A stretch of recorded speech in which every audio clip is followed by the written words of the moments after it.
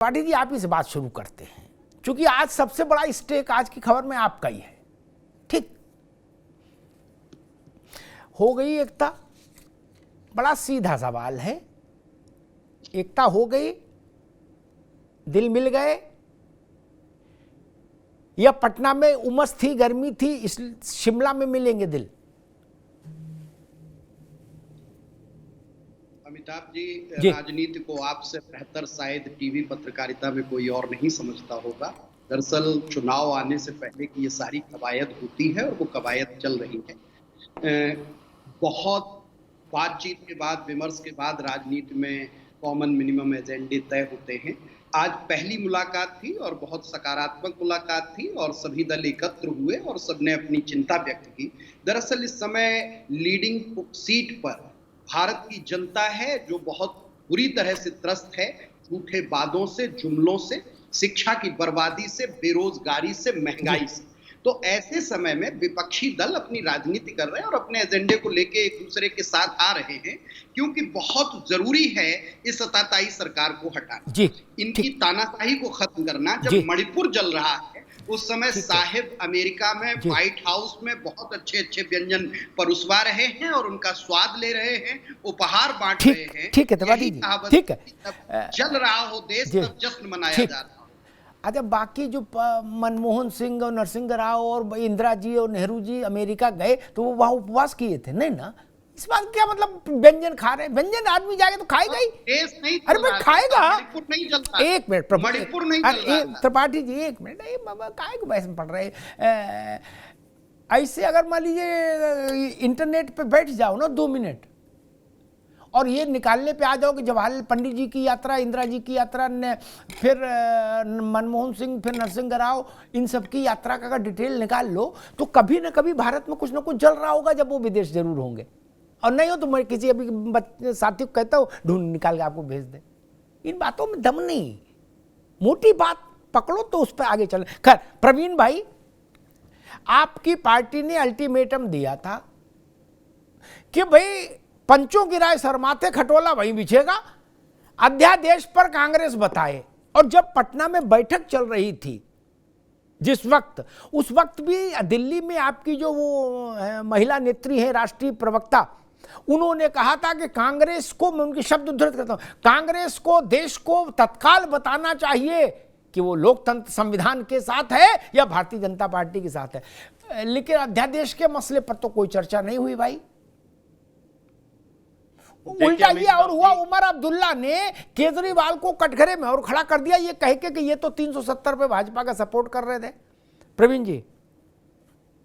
अमिताभ जी देखिए, वो मीटिंग जो थी जी, वो किस तरीके से मोदी सरकार को, उनकी तानाशाही को हराई जाए और भारत देश में जो सेकुलर जो प्रियम्बल है और जो सेकुलर जो कॉन्स्टिट्यूशन का आधार स्तंभ है उसको किस तरीके से मजबूत किया जाए। लेकिन भारतीय जनता पार्टी ने जिस तरीके से पूरे देश में डिक्टेटरशिप का माहौल बना रखा है, उसके लिए मुंहतोड़ जवाब देने के लिए वो पार्टी की मीटिंग जो है, ऑल पार्टी मीटिंग, वो बहुत ज्यादा जरूरी थी जी। लेकिन वहीं दूसरी तरफ कांग्रेस पार्टी दोहरे रवैया वहां पे अपनाती है। कांग्रेस पार्टी से जब अध्यादेश पे समर्थन मांगा जाता है तो चुप्पी साध लेती है। अगर अध्यादेश पे समर्थन नहीं दे सकती तो जब सीटों का बंटवारा होगा तब कांग्रेस पार्टी पे कैसे भरोसा होगा? कांग्रेस पार्टी पूरी तरीके से, क्योंकि वहां पे बैठी हुई 12 पार्टियां थी जिनके राज्यसभा में सांसद थे, 12 में से 11 पार्टियों ने पूरी तरीके से अध्यादेश पे अपना समर्थन आम आदमी पार्टी को दिया और उन्होंने ये जताया, ये कहा कि जब अध्यादेश जो है वो राज्यसभा में आएगा और टेबल किया जाएगा, उस दौरान जो है उस अध्यादेश को पूरी तरीके से खारिज कर दिया जाएगा, उसके खिलाफ वोटिंग की जाएगी उनके सांसद द्वारा। लेकिन कांग्रेस पार्टी को इसमें इतना निर्णय लेने में क्या समय लग रहा है? 5 मिनट की प्रेस कॉन्फ्रेंस करनी है, उसमें 3 बार जो है वो हमारे राष्ट्रीय नेता तो समय मांग चुका है, कांग्रेस पार्टी से समय देने को तैयार नहीं है। इसकी दिल्ली यूनिट और कुछ कहती है, पंजाब यूनिट और कुछ कहती है, राष्ट्रीय यूनिट और कुछ कहती है। तो कांग्रेस पार्टी जो इतने छोटे से मुद्दे पे साथ नहीं आ पा रही है, तो बड़े मुद्दे पे कैसे साथ आ पाएगी? मैं सबको बहस में ले आऊं, फिर मैं आपके कंसर्न पर भी बात करूंगा, सबको बहस में ले आऊं। बाकी कांग्रेस सुनी रही है। कांग्रेस पुरानी जमींदार है, उसका उठना भी एक अदा है, बैठना भी एक अदा है, टेलीफोन उठाना एक अदा है, टेलीफोन पर बात करना एक अदा है। उसको आप जनता दल यूनाइटेड समझे हो क्या कांग्रेस को? और पुराने राजे रजवाड़ों का जिस ढंग का निजाम होता था वैसा मामला है। आज अर्जी लगाई है, 6 महीने साल भर इंतजार करो, फिर उधर से कोई गुमाश्ता फोन करेगा कि हाँ भाई क्यों मिलना चाहते हो बताओ। नहीं चलेगा ना, तो ठीक है, अदाओं से गठबंधन नहीं चलेगा। अब अदाओं से विपक्षी एकता जो है वो कायम नहीं होगी। ठीक प्रवीण भाई, ठीक है, अभी रुकना, अरे रुको भाई, एमएलए साहब रुको, अरे विधायक जी रुको, मैं कपिल श्रीवास्तव के पास चलूं उससे पहले एक बात और कहूं, मतलब बिल्कुल न्यूट्रल बात, लेकिन समाजवादी और आम आदमी पार्टी और बाकी जनता दल यूनाइटेड और आरजेडी जो नॉन कांग्रेस अपोजिशन है, उन रीजनल फोर्सेस को मेरी बात को गौर से सुनना चाहिए। तेलंगाना, राजस्थान, मध्य प्रदेश, छत्तीसगढ़ और तेलंगाना, अगर 4 अभी जो 227 बता रहे हैं, सब लोग ना अपनी जेब में फार्मूला लिए वो घूम रहे, कांग्रेस को 227 से ज्यादा नहीं। क्या अगर कांग्रेस इनमें 4 में 2 भी राज्य जीत गई तो कांग्रेस कहेगी फड़ हम लगाएंगे, लाइन में तुम लोग आओ, क्या हम बताएंगे तुम कितने में लड़ोगे। हम जानते हैं तेल और तेल की धार भैया, ये सब एकता 1 मिनट में अनेकता में विभाजित हो जाएगी और दे तेरे की मच जाएगी। अगर कांग्रेस जैसा राहुल गांधी ने आज कहा, तो मान लीजिए फिर शिमला और पटना सब बेकार हो जाएगा। कपिल जी ठीक इस बात से सहमत है ना? कर्नाटक के बाद इतनी जुम्बिश है कांग्रेस में, अगर इन 4 में 2 भी 50% भी रिजल्ट आ गया तो वो कहेगी कि हाँ भाई अखिलेश यादव का टेलीफोन आया, बोले ठीक है बुलाओ इनको, प्रपोजल को प्रेजेंटेशन लेके आए, क्या कर सकते हैं उत्तर प्रदेश में। फिर ये नहीं होगा कि अखिलेश यादव तय करेंगे कि भाई ठीक है चलो 4 सीट पे आप लड़ लो, 4 से ज्यादा नहीं। मैंने एक बिल्कुल रूपक बताया है जी।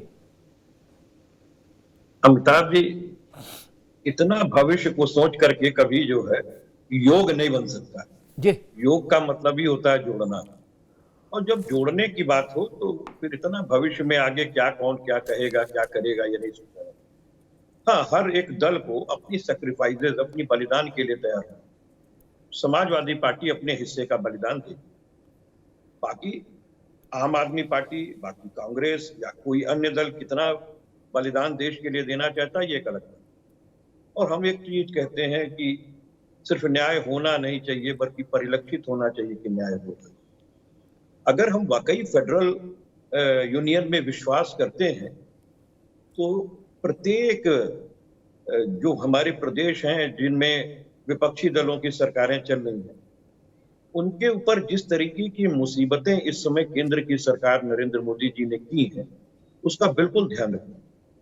और हम एक चीज कहना चाहते हैं कि देखिए, आज आर्टिकल 123 का जिस तरीके से उल्लंघना एक तकनीक निकाल करके की गई है, जिस संवैधानिक पीठ के आदेश के विरुद्ध लाया गया है, हमें तो नहीं लगता कि इसमें कांग्रेस किसी भी तरह से जो है वो इसको सपोर्ट करे।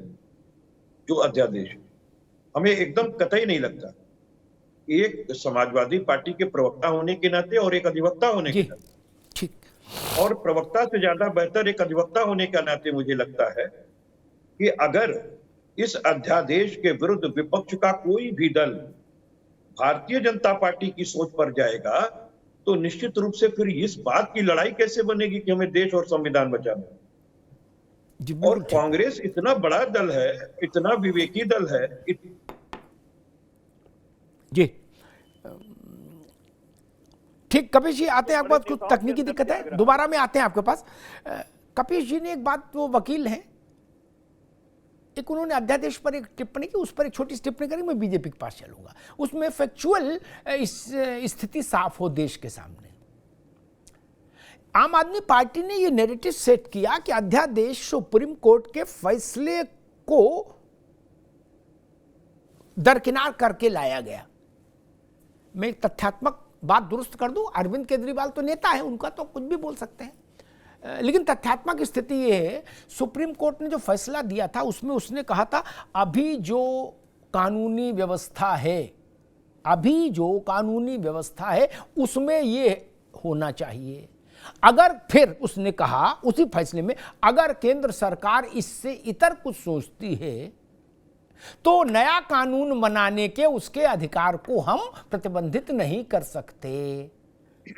ठीक, सीधी सच्ची बात। इसलिए इसको ये मत बताइए, प्रचारित ये किया गया अभी नहीं आएंगे संजय सिंह, अरविंद केजरीवाल, मान सब लोगों ने कि सुप्रीम कोर्ट के ऊपर चढ़ गए। ना ना ना, असल में अंग्रेजी में लंबा जजमेंट है, कौन पढ़े? नेता के पास सबसे कम टाइम पढ़ने का, व्हाट्सएप पर जो आ गया वो देख लिया, बोले ठीक है, बोले जी लोकतंत्र की हत्या हो गई, संविधान की हत्या हो गई। ऐसा भी नहीं है भाई, सुप्रीम कोर्ट ने कहा कि केंद्र सरकार को अधिकार हासिल है भाई, और कोई कैसे रोक लगा देगा।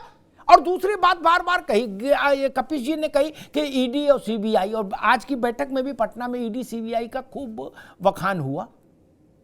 मैं एक बड़े कड़वी बात पूछता हूं, 16 वहां गए थे ना, आज पटना में 16 दल गए थे, आ रहा हूं भैया संतोष पाठक आपके पास, 14 दल, 2 कम थे बस, 14 दल सुप्रीम कोर्ट गए थे कि ईडी और सीबीआई और इनकम टैक्स सबको आप बोल दो, सुप्रीम कोर्ट बोल दे कि भाई जो भी विपक्षी दल के लोग हैं उनके खिलाफ जांच नहीं होगी।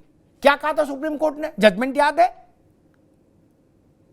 मुझे नहीं लगता कि कभी भारत की 14 राजनीतिक पार्टियों को एक साथ कोर्ट ने इतना लताड़ा हो जितना उस दिन सम्मान समारोह किया था सबका। गए थे ना अभिषेक मनु सिंघवी के लीडरशिप में, कैसा अद्भुत सम्मान समारोह हुआ सारे दलों का, इंक्लूडिंग कांग्रेस। इसलिए कोर्ट की बात मानो तो फिर ऐसा नहीं कि अध्यादेश पे कोर्ट याद आ रहा और उस वाली डांट फटकार में बोले नहीं वो कोर्ट की बात मत करो, ये नहीं चलेगा।